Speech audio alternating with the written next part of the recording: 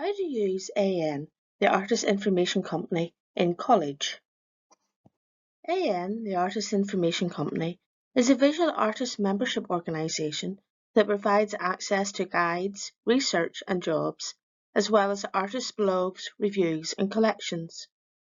AN can be accessed by going to the e-resources page and clicking on the link on the A tab.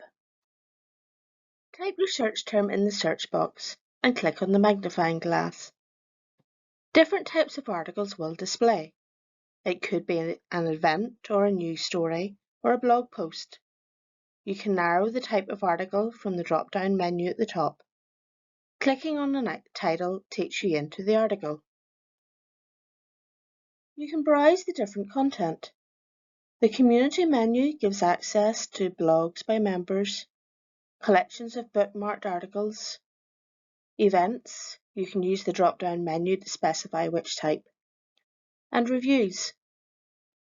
Resources gives access to archived newsletters, guides on useful information and strategies, introductions, profiles, and research papers.